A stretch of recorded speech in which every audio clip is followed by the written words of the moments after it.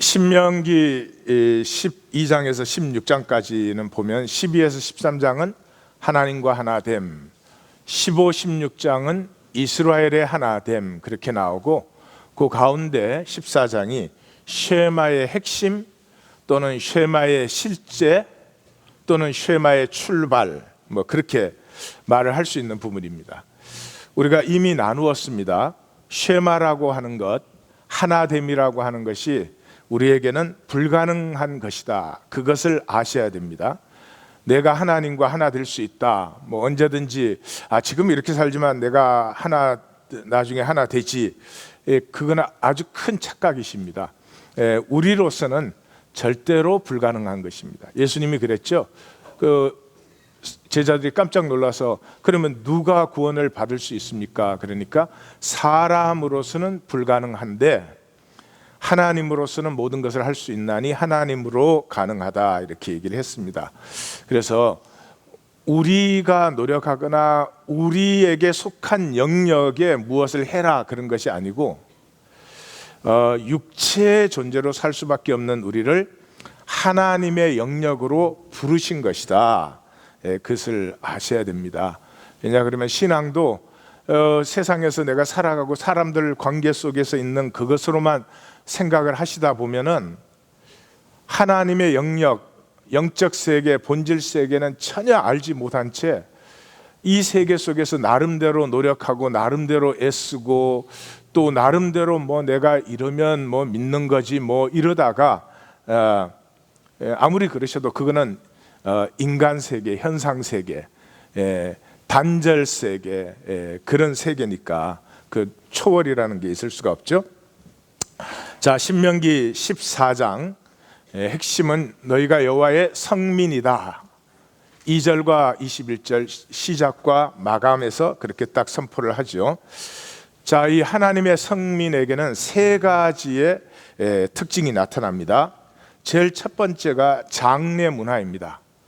죽은 자를 위하여 몸을 베거나 털을 밀지 말라. 아마 그 당시에는 사람이 죽으면 슬퍼서 또 그 살아오셨던 삶에 대한 어떤 존경인지 모르지만 하여튼 몸을 뱉나 봐요. 우리는 3년 동안 그 무덤 앞에 초막을 짓고 손톱도 안 자르고 머리도 안 깎고 면도도 안 하고, 그 면도 안 하는 건 참 마음에 들어요. 굉장히 불편해요. 근데 우리 성경을 보면 그 좀 눈썹 사이 이마 위에 털을 밀지 말라 그랬어요. 근데 우리는 눈썹 사이 그러면 어디죠? 여기죠. 예. 그러니까 이 눈썹 사이에 무슨 이마 위에 털이 있나 그런 굉장히 궁금하지 않으셨어요? 유대인들이 눈썹 사이 그럴 때는 여기가 아니고 이쪽 끝에서 이쪽 끝이에요. 사람이 죽으면 이 이마의 털을, 이 머리털을 이렇게 밀었나 봐요. 예. 우리도 장례할 때마다 다 밀까요? 예. 그 참 이상해요. 그 장례가 생기면은 그 뭔가를 해요. 어느 문화든지 그게 다 있어요. 뿐만 아니라 이 머리가 무슨 잘못이 있는지 이 몽고 사람들도 힘이 있다고 할 때 이렇게 이 앞 양쪽을 다 밀고 꽁지만 남겨놓는다든지, 여기 아메리칸 원주민들은 이렇게 가운데만 세우고 양쪽을 깎아서 그 모학이라고 그러죠. 2016년은 우리 모두 모학으로, 그게 뭔가 힘을 나타내는 이제 그런 행위들이에요. 하나님은 그런 짓 하지 말아라. 너희는 여호와의 성민이다. 하나님이 자기 기업으로 삼은 백성이다. 이 기업이란 말이 서굴라라고 이미 레이기 할 때 말씀을 드렸죠. 보화는 나의 보화다, 그런 뜻이에요. 그래서 제일 첫 번째가 이 장례 문화, 죽음 문화예요. 저는 그 참 장례식을 할 때가 제일 괴롭습니다. 우리 성경에는 장례 문화가 없습니다. 구약에도 없습니다. 신약에도 없습니다. 세상 종교를 보십시오. 장례에 대해서 굉장히 중요하고 길게 가르치고 있습니다. 성경에는 장례 문화가 없습니다. 왜 그럴까요? 장례는 제가 생각할 때 거짓말의 집대성, 평생을 거짓말로 살다가 그 거짓말을 완전 종합해 놓는 것이 이 장래다, 그렇게 생각을 합니다. 그 사람이라는 게 육체만으로 살면 이 죽는 게 굉장한 충격입니다. 우리는 이제 나는 절대 안 죽을 것으로 다 생각을 합니다. 다 죽어도 나는 안 죽을 것으로 이게 이 육체를 벗는 세계가 우리에게 실제가 아니기 때문에, 대부분은 영성이 깊어진다는 말은 이 육체의 세계가 거짓이고 이게 허상이고 보이지 않는 세계가 진짜인 것이 점점점 느껴지는 것이 영성이 성숙한다, 그런 것이죠. 근데 대부분 영성이 그렇게 성숙하지 않아요. 그러니까 이 육체가 전부예요. 그래서 뭐 나는 안 죽을 것 같아요. 지금 이게 영원할 것 같이 느껴지죠.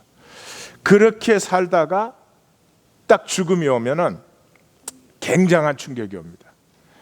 그렇게 그냥 살 수가 없습니다. 그래서 장래 문화라고 하는 것은 죽음을 미화시키고 극화시킵니다. 그래서 뭐 꼭 그러더라고요. 죽고 나면 다 좋은 말 해줘, 그죠? 예? 뭐 유명한 사람들 죽으면 뉴스에 나오는데, 특별히 미국 이 뉴스는 이 기독교 장례라는 이 굉장히 웃기는, 성경에는 장례가 없는데 기독교 장례 문화가 있잖아요. 그래서 그 사람에게 온갖 좋은 말을 다 해줍니다. 그래서 뉴스를 가만 보면 굉장히 웃겨요. 예. 좋은 말 해주려면 살아있을 때 해주지. 예? 옆에 분에게 그래요. 살아있을 때 해줘. 아니, 살아있을 때는 안 그러다가 무슨 죄책감이 있는 건지 죽고 나면 온갖 좋은 말을 다 갖다 쳐발라. 쳐발라. 장례식은 인간 거짓의 아주 집대성이에요. 그 뭐 하고 있는 거예요? 죽었으니까 허무하지, 뭐 허무하지. 근데 허무하다 이럴 수 없잖아요. 허무하다 그러면 산 사람도 살 수가 없죠. 그래가지고 뭐 그 살아왔던 삶에 대해서 굉장한 의미와 가치를 부여해 줍니다. 그래봐야 며칠 기억합니까? 아브라함은 지금 영원히 기억되지 않습니까? 아브라함의 삶의 얘기가 우리를 새롭게 하고 있지 않습니까? 그러나 장례식 그렇게 멋있게 해봐야 며칠 기억되느냐. 바로를 보십시오. 저 엄청난 피라미드를 만들었습니다. 장례로. 진시황은 중국 천하를 처음으로 통일한 사람이에요. 대단한 사람입니다. 그 살아있는 동안에 평생에 무덤을 준비했잖아요. 근데 무덤을 못 찾았잖아요. 그래서 다 못 찾을 거라 그랬는데 지금 진시황의 무덤을 찾았죠. 한 20년 됐나요? 그게 보니까 그 죽는 게 무서워가지고 자기를 지켜줄 병사를 하나하나 다르게 찍어낸 게 아니고요. 그거를 수만 개, 거기에 또 자기하고 항청질 같이 가야 된다고 산채로 죽인 사람들이 몇천 명. 풋볼 운동장에 몇 배가 되는 그런 무덤을 만들어가지고 다른 사람이 도굴 할까봐 땅에다 묻어버려가지고 그걸 찾는데 얼마 걸려서 진시황에서 여기까지는 거의 뭐 2,000몇백 년이 걸린 거죠. 뭐예요? 그 사람들 기억나는 게 뭐가 있어요? 안 죽으려고 몸부림친 것밖에 뭐가 있습니까? 진시황제, 바로에게서 죽음을 두려워했던 것밖에 뭐가 있어요? 이 죽음이라는 것이 가장 고통스럽고 슬픈 것입니다. 슬프고 고통스러워요. 그래서 주님은 이렇게 말했어요. 바깥 어두운 곳에서 슬피 울며 이를 갈리라. 슬픔과 고통, 이 존재가 하나님으로부터 왔기 때문에 없어지지 아니하니까, 이 하나님 안에 하나가 되지 못한 그 존재의 비극, 그러지 않아요? 그 뭐 별로 좋은 시는 아닌데 뭐 이 세상에서 뭐 진정 가깝한 여자보다 좀 더 불쌍한 여자는 뭐 쓸쓸한 여자, 뭐 그다음에 불행한 여자, 뭐 밥 많이 먹는 여자, 뭐 병든 여자, 뭐 버림받은 여자, 뭐 저 사랑방에서 왕따 당한 여자. 제일 끝에 뭐 나와요? 쫓겨난 여자. 쫓겨난 여자보다 더 잘못 썼어. 쫓겨난 남자. 쫓겨난 남자보다 더 불쌍한 남자는 죽은 남자 외다. 죽은 남자보다 더 불쌍한 남자는 잊혀진 남자 외다. 존재는 기억되어야 됩니다. 남편과 아내가 같이 살고 있어도 그 순간에도 나는 너 속에, 너는 내 안에 기억되기를 원합니다. 근데 현상으로 있다가 쓰러지면 뭐가 기억이 됩니까? 생명만이 기억이 되죠. 그래서 아무리 장례식을 크게 할지라도 죽음의 세계로 달려가는 것입니다. 단절의 세계입니다. 그래서 하나님은 절대로 죽은 자의 하나님이 아니십니다. 아브라함의 하나님, 이삭의 하나님, 야곱의 하나님, 산 자의 하나님이십니다. 그들은 생명, 하나님과 합해짐으로 생명의 사람이기 때문에 그들을 통해서 생명의 약속이 지금까지 내려오고 있고 생명의 약속이 증거되고 있고 그들의 삶을 통해서만 생명을 만납니다. 훌륭한 위인의 삶을 만나면 감동은 있겠지만 생명을 받는 것은 아닙니다. 기독교의 장례식과 이 장송곡은 이 3세기에 이방 종교에서 도입이 된 것입니다. 성경에는 없습니다. 사도 공동체에도 없었던 것입니다.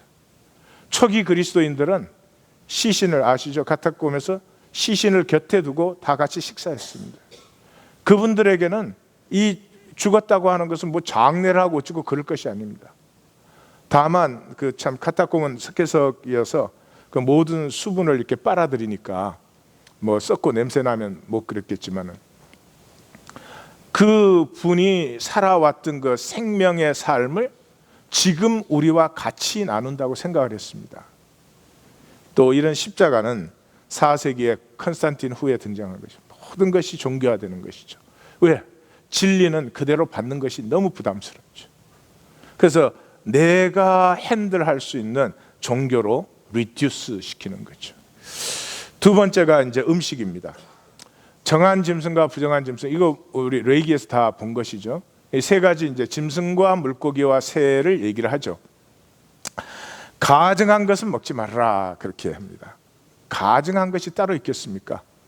그러나 인간 문화 가치에 의해서 가증하게 이미 생각되어진 것은 먹는 사람에게도 영향을 끼치죠. 음식은 하여튼 문화의 출발입니다. 사람이 된다고 하는 것, 우리가 동물하고 달라진다고 하는 것은 언제 무엇을 어떻게 먹느냐에서부터 출발되는 것입니다. 만약에 우리가 전부 밥만 나오면 막 서로 으르렁대면서 막 달려들어서 먹으면 아마 어떤 문화도 쓰지를 못할 거예요. 그래서 앞으로 우리의 친교를 이제 바꿔야 돼요. 이 문화의 기본 요소죠. 그래서 데이트하면 뭐예요? 제일 처음에 데이트하면 디너 나가죠, 그죠? 디너 나가는 거죠. 제가 말씀드렸지만 아프리카의 부족 중에는 지금도 결혼이 두 사람이 이렇게 같이 첫날 밤을 자고 움막 안에서 가는지, 그리고 아침에 그 움막 앞에 나와서 식사를 같이 하면 동네 모든 사람이 와서 축하를 해줘요. 결혼한 것으로 인정을 해주기 때문에. 그래서 음식과 민족성은 이렇게 밀접하게 관계가 되어 있어요. 그래가지고 우리가 막 매운 고추장 많이 먹을 때 벌떡 일어섰는데 요즘은 햄버거를 먹어갖고 힘을 못 쓰는 것 같아요. 교도소 그 메뉴 짤 때 굉장히 신경을 씁니다. 이 폭력성이 낮아질 수 있는 그런 메뉴를 짜기 위해서. 그 다음에 이제 뭐 짐승, 소, 양, 염소, 사슴. 사슴은 뭐 두 종류가 더 나오더라고요. 불구스러운 사슴, 뿌리 긴 사슴, 사냥 이런 건 먹는데 이유가 뭐예요? 굽이 갈라진 쪽발이고 대세김질하는 거 봐. 성경이 그러죠. 쪽발이 맛있다고.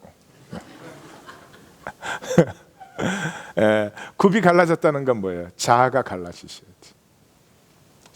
자아가 쪼개어지셔야 돼.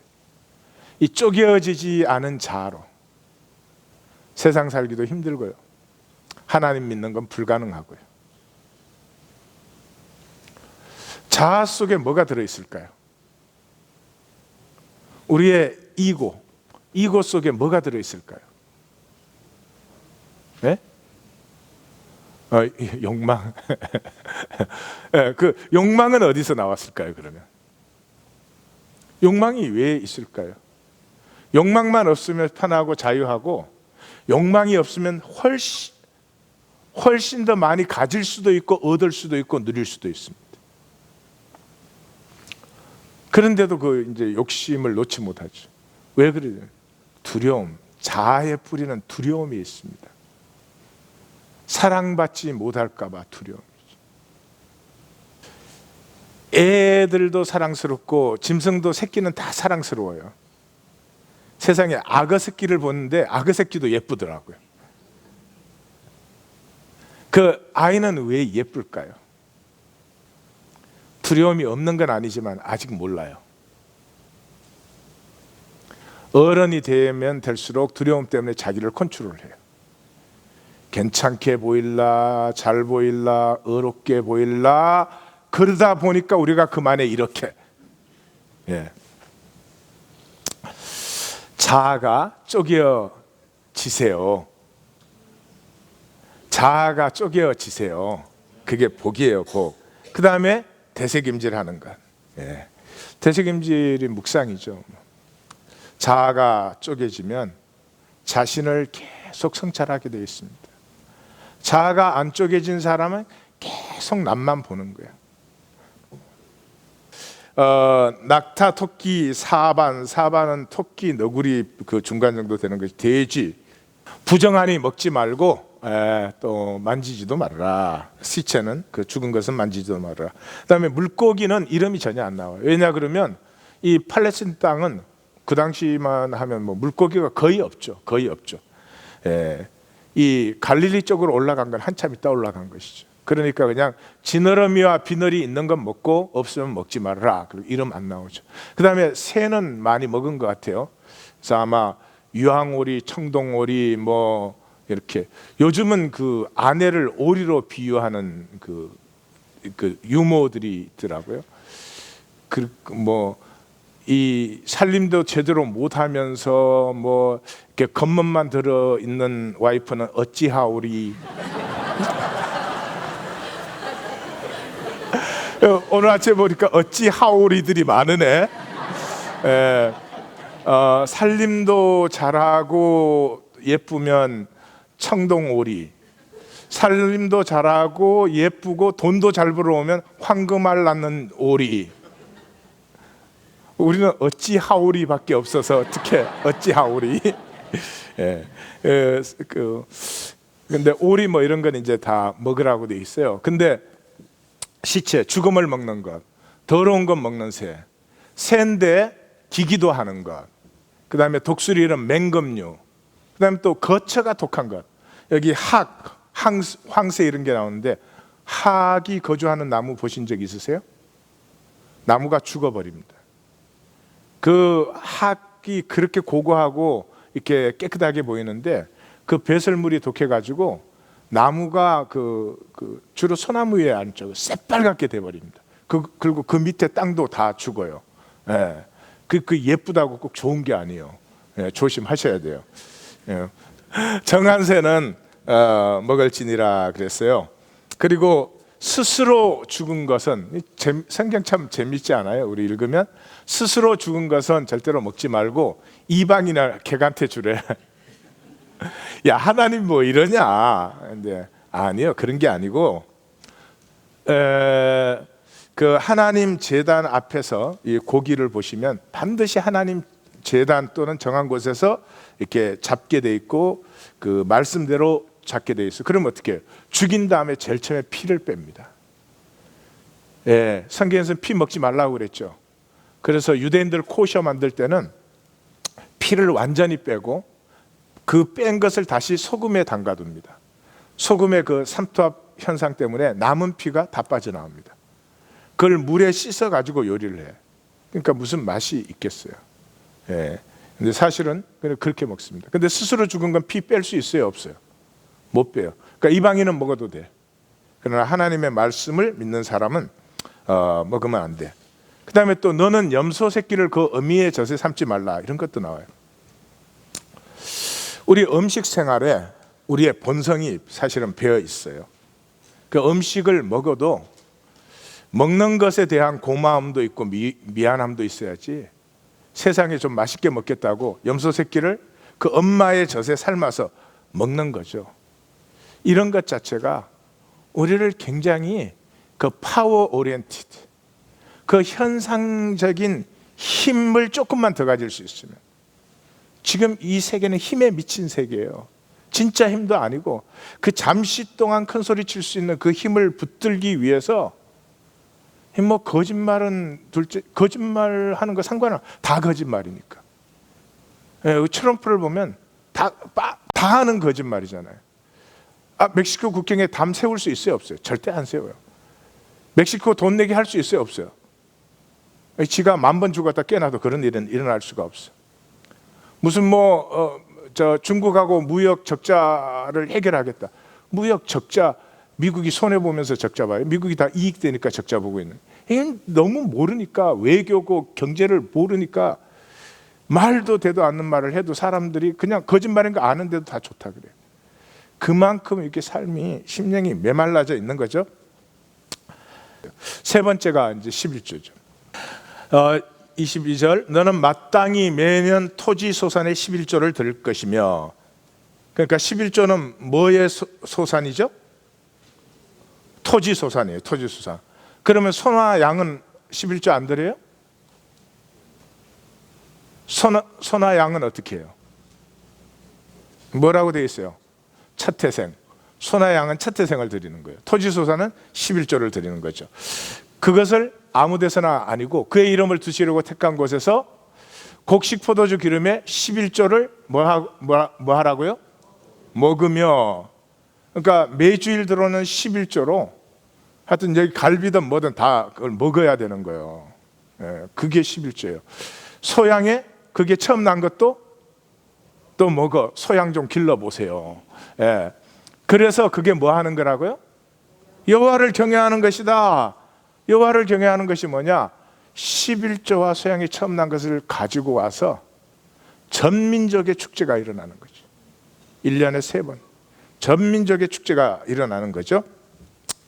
거리가 멀면 돈으로 바꾸어서 가지고 와서 내 마음에 원하는 것을 마음껏 사라. 소양, 포도주, 독주, 럼, 위스키 마음대로 사래요. 원하는 것을 구해서. 지금 뭐 하죠? 잔치자리 얘기하는 거예요. 내 하나님 여호와 앞에서 너와 내 건속이 함께 먹고 즐거워할 것이며, 우리 그 13장에서도 12장에서도 본 거죠. 함께 먹고 즐거워하라, 여호와 앞에서. 그때 레인을 저버리지 말라. 그뿐만 아니라 매년 3년마다 10분의 1을 저축하여 레인, 객, 고와 가부들이 먹고 배부르게 하라. 사랑하는 성도님들, 11조가 뭔지 아세요? 11조가 뭔지, 대개는 11조가 뭔지를 전혀 모르는 것 같아요. 11조는 몇 분의 몇인가요? 10분의 1이에요?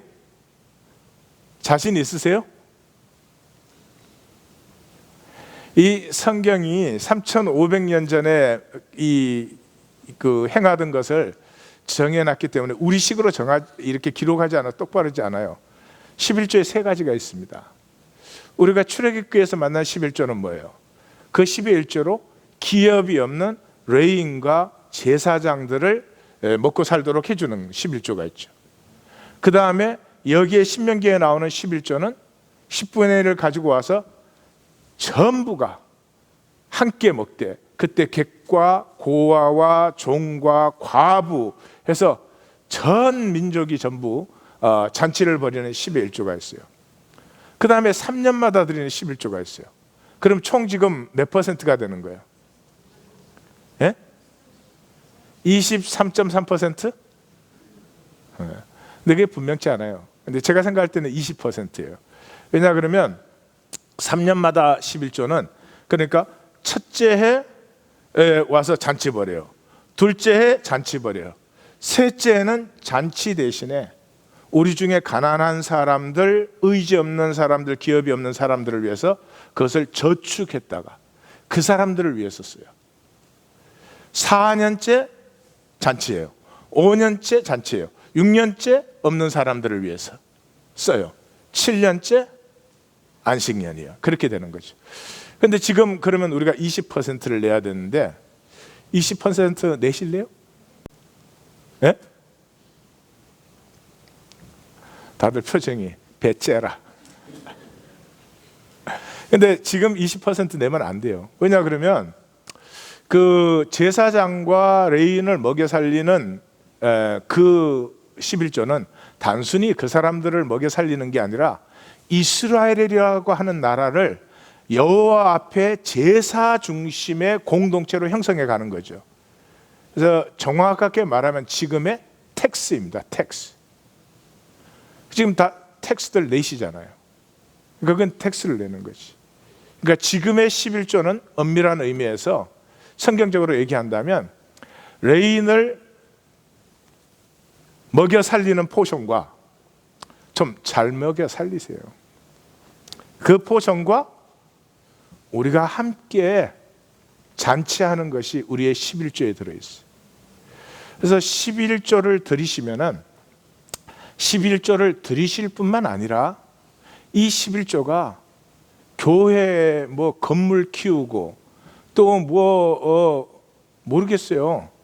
그런 거 해도 되는데 그런 것이 우리 여기 공동체 안에 있는 사람들을 먼저 복되게 해서 우리가 복이 됨으로 땅끝까지 복이 되도록 하는데 11조가 쓰이는 것까지 섬김을 하셔야 11조를 드린 것이다.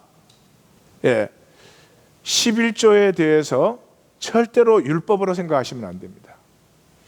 11조는 율법이 아닙니다.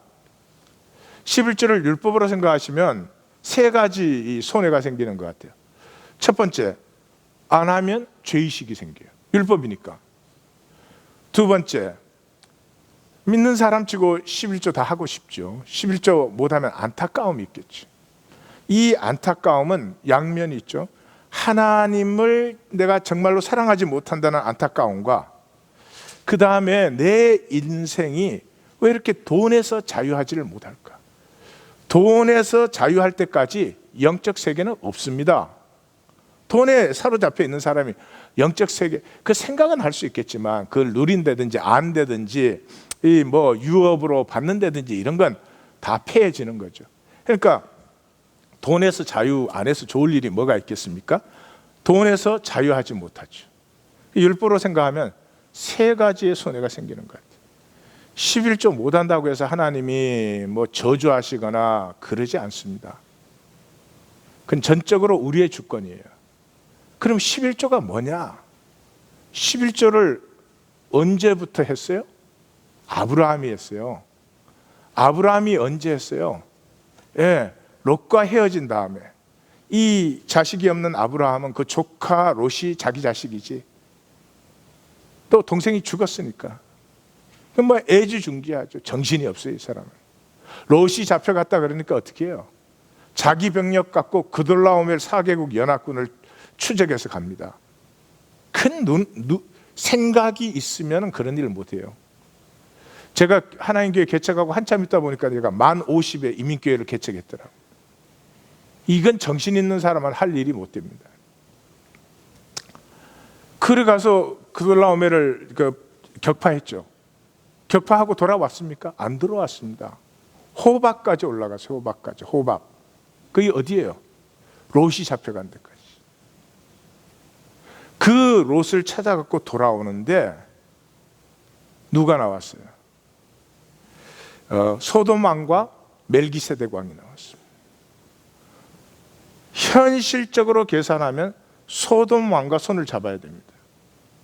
지금 그 지역에 살려면 그 지역의 그 왕들과 사이 삐끼면 끝장나는 것입니다.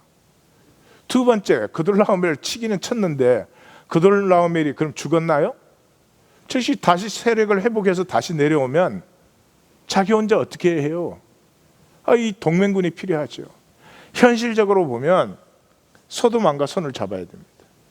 근데 난데없이 멜기세덱이 나타났습니다.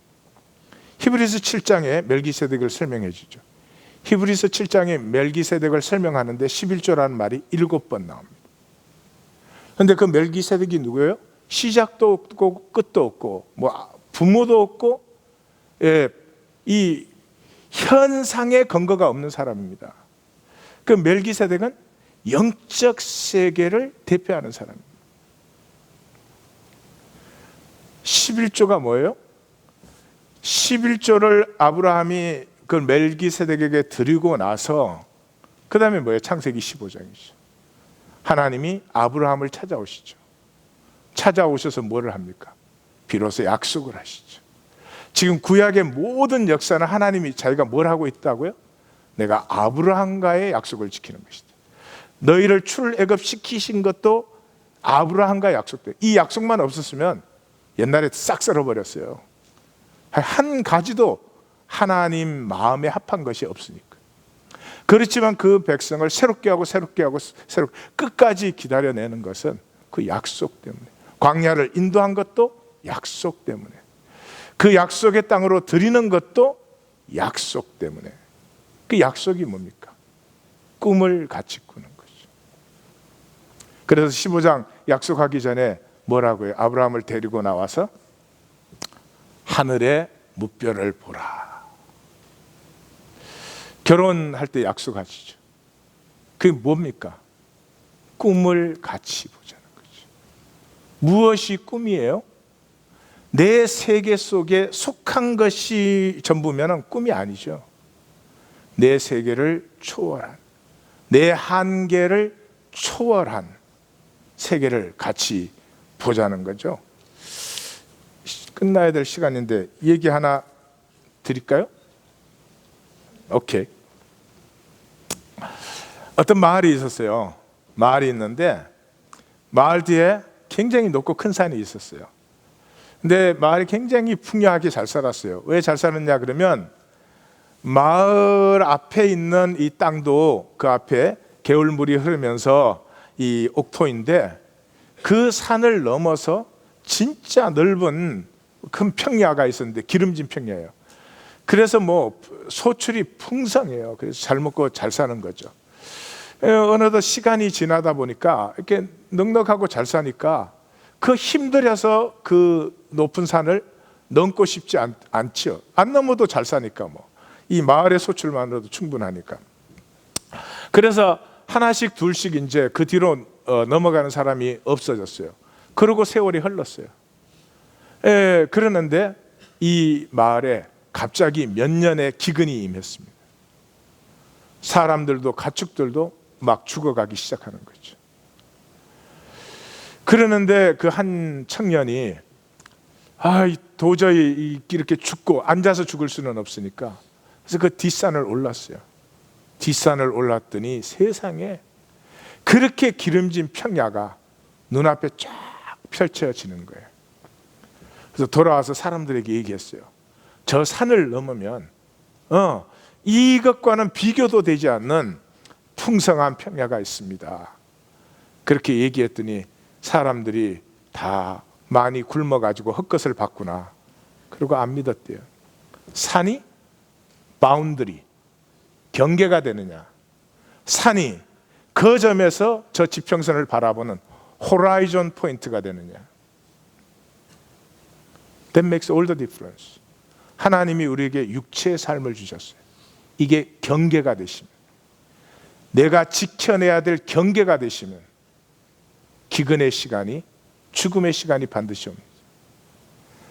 그러나 그것이 이 육체의 한계 때문에 내가 영원한 세계를 바라보는 호라이존 포인트, 새지평이 열리는 포인트가 된다면 우리에게 약속되어진 유업은 어마어마한, 비할 데가 없는 것입니다. 하나님의 약속을, 하나님의 유업을 누리십시오.